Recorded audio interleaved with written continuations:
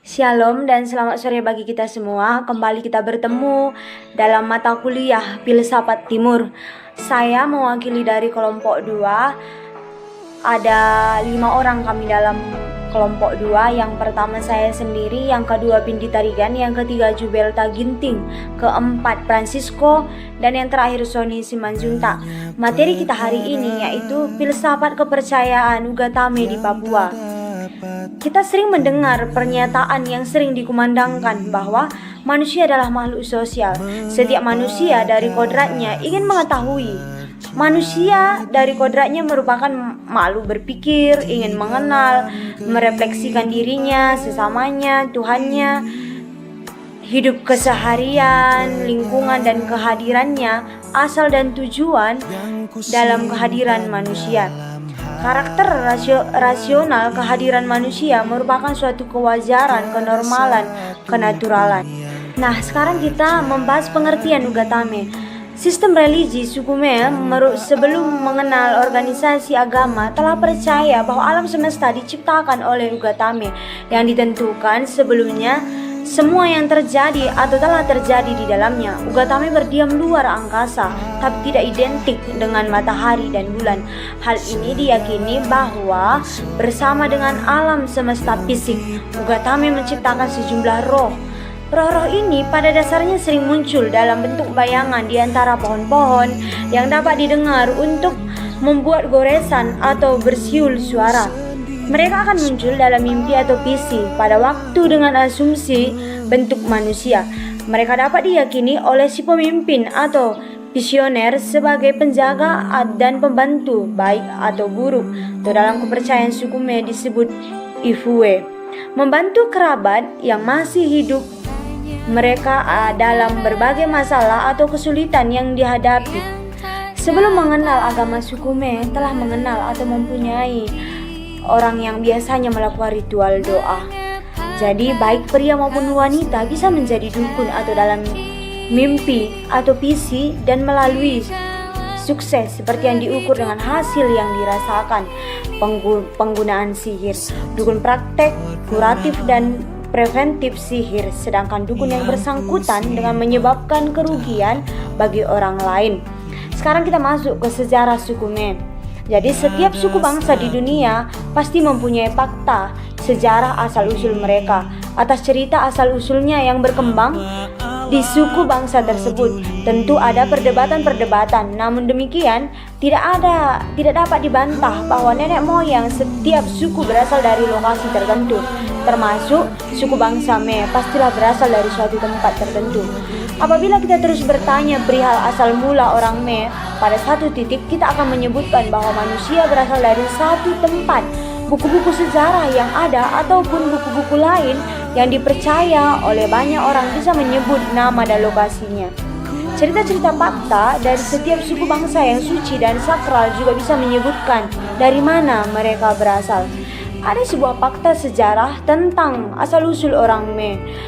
Fakta sejarah itu telah diwariskan secara lisan di kalangan orang Me. Pewarisannya sangat hati-hati karena sangat suci dan sakral. Selama ini hanya diceritakan kepada orang-orang tertentu saja. Mereka menanamkan diri sebagai pembawa rahasia asal-usul orang Me. Berdasarkan fakta sejarah ini, orang Me berasal dari Pupu Papa. Pupu Papa terletak di bagian tengah. Nah, menurut fakta sejarah ini, hidup bersama-sama dengan keberadaan orang Me di wilayah Mewo, Papua Tengah. Fakta sejarah ini telah diwariskan hingga kontak pertama dengan orang luar dan masih terus diceritakan hingga saat ini secara lisan. Orang Me di samping mata pencarian utama sebagai petani kebun, mengenal juga berbagai jenis makanannya dan sayur tambahan lainnya sebagaimana suku-suku lainnya. Suku Me mempunyai unsur-unsur kebudayaan yang universal. Unsur-unsur kebudayaan universal yang ada di orang Me adalah yang pertama, sistem religi dan upacara keagamaan. Yang kedua, sistem dan organisasi kemasyarakatan. Yang ketiga, sistem pengetahuan. Yang keempat, bahasa. Yang kelima, kesenian. Yang keenam, sistem mata pencaharian hidup. Yang ketujuh, sistem teknologi dan peralatan. Ketujuh unsur universal tersebut masing-masing dapat dipecah lagi ke dalam sub unsur-unsurnya. Ketujuh unsur kebudayaan universal tadi memang mencakup seluruh kebudayaan makhluk manusia dimanapun juga di dunia dan menunjukkan ruang lingkup dari kebudayaan serta isi dan konsepnya. Orang Me memiliki watak yang keras. Orang Me biasanya terus terang, terbuka, belak-belakan. Orang Me datang tenang menuju Anda dan melihat ke Anda langsung pada mata Anda. Orang Me tidak lebih rendah di tanahnya sendiri. Begitulah kata Anthony van Kampen dalam bukunya yang terbit pertama kali. Ia juga menggambarkan orang Me adalah suku yang setia dan pandai menyimpan rahasia. Karakter inilah yang membuat suku Me menjadi semakin Me. Berikut adalah salah satu dari berbagai macam suku di Papua yang memiliki nilai-nilai, bentuk-bentuk, dan ukuran serta ungkapan jiwa melalui arsitektur yang sangat berbeda. Tulisan berikut ini adalah salah satu suku Me yang berhasil dihimpun melalui suatu penelitian survei pada beberapa waktu lalu. Dalam penelitian survei yang berjudul Studi Tipologi dan Kearifan Arsitektur Tradisional Suku Me Papua, itu berhasil dikumpulkan data dan fakta di lokasi penelitian yang dimaksud. Pada akhirnya menemukan beberapa tipe tradisional yang dimiliki oleh suku Me Paniai Papua yang dibahas berikut ini. Yang pertama itu tipologi arsitektur rumah tradisional. Ada 7 tipe arsitektur rumah tradisional, di antaranya yang pertama Yameowa. Fungsi rumah Yameowa bukan hanya merupakan suatu tempat tinggal laki-laki, tetapi dalam rumah ini terjadi berbagai macam aktivitas yang perlu dilakukan oleh laki-laki secara turun-temurun. Yang kedua itu Yagamowa. Fungsi rumah Yagamowa bukan hanya merupakan suatu tempat tinggal perempuan, tetapi dalam rumah ini terjadi berbagai macam aktivitas yang dilakukan oleh perempuan secara turun-menurun. Selain sebagai tempat tinggal perempuan, fungsi lain dari Yagamowa adalah pusat komunikasi dan informasi aktual serta tempat proses belajar bagi anak-anak perempuan. Yang ketiga, Tida Begaowa atau rumah Honal. Jadi, secara harafiah, Tida Begaowa artinya sebuah bangunan yang membentuk gunung yang mempunyai ujung yang tajam. Fungsi bangunan ini adalah 2, yaitu difungsikan untuk tempat tinggal laki-laki dan tempat perempuan. Selain itu, fungsi lain adalah tempat menyimpan barang-barang berharga dari laki-laki ataupun perempuan. Lokasi bangunan ini berada di kampung-kampung, namun jarang dibangun dengan alasan bahwa rumah Honal adalah rumah adat suku. Yang keempat, Yuo-owa. Secara harafiah dapat diartikan bahwa Yuo artinya pesta, Owa artinya rumah, sehingga rumah ini sering disebut rumah pesta adat suku Me. Fungsi bangunan ini adalah tempat melakukan jual beli dengan cara barter dan uang tradisional. Kedua, tempat mencari jodoh. Saat melakukan pesta adat, laki-laki dan perempuan saling tukar gelang atau kalung sebagai tanda ungkapan cinta. Ketiga, tempat hiburan malam. 1 minggu 1 kali mereka tentukan sebagaimana malam hiburan untuk mengekspresikan seni tari maupun seni suara dalam rumah ini. Jadi selanjutnya ada Dabaowa, yaitu rumah pondok. Jadi secara harafiah kata daba artinya daba kecil, oa artinya rumah, Dabaowa artinya rumah pondok kecil. Rumah pondok dibangun di kebun hutan. Fungsi rumah Dabaowa bukan hanya merupakan suatu tempat istirahat pada siang hari, tetapi dalam rumah ini terdapat banyak fungsi yang meliputi tempat masak hasil kebun. Yang kedua, tempat menyimpan parang atau alat-alat perkebunan dan alat-alat perburuan. Dan selanjutnya fungsinya itu tempat berlindung dari hujan dan panas sinar matahari. Selanjutnya ada Ekinaowa atau kandang babi.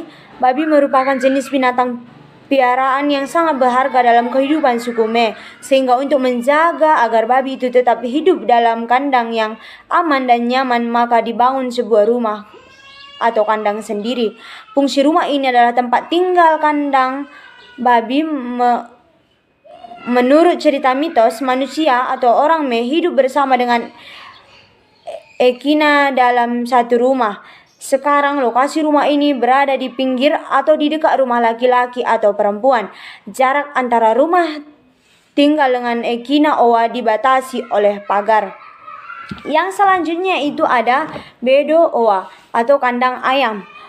Orang Me sampai saat ini meyakini bahwa ayam merupakan binatang piaraan pendatang karena belum terdapat di daerah Pania. Namun demikian, pada saat ini yaitu sekitar tahun 1970-an, ayam dipelihara sebagai salah pemberi protein bagi tubuh manusia. Saat ini orang memang mengetahui dan membedakan bagaimana mendirikan sebuah rumah untuk kandang ayam ataupun bebek atau jenis binatang piaraan lainnya. Akan tetapi sampai saat ini belum mengenal cara dan sistem pemeliharaan yang baik dan benar.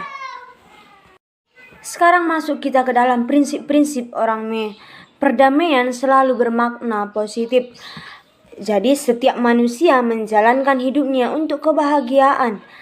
Orang asli Papua adalah manusia yang juga berjuang untuk mendapatkan kebahagiaan. Kebahagiaan dalam menata hidup secara harmonis. Dalam konteks ini dikaitkan dengan usaha orang asli Papua dalam menjaga perdamaian dengan 3 pilar penting, yakni Tuhan, alam, dan sesama. Ketiga pilar ini dianggap sangat mempengaruhi dalam segala aspek kehidupan. Yang pertama, damai dengan Tuhan. Persatuan manusia dengan yang tertinggi amat nampak dalam segala aspek kehidupan. Sebelum Injil masuk, mereka telah memiliki konsep Allah dalam sukunya masing-masing. Yang mereka kenal itu sama dengan apa yang diwartakan oleh para misionaris. Yang kedua, damai dengan alam.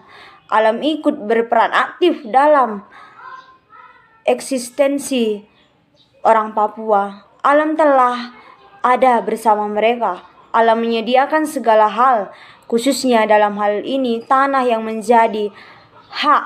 Masa depan dan identitas orang Papua akan ditentukan berdasarkan alam. Ketiga, damai dengan sesama. Komunitas yang mereka bangun berdasarkan pada nilai-nilai budaya yang diwariskan oleh para leluhur.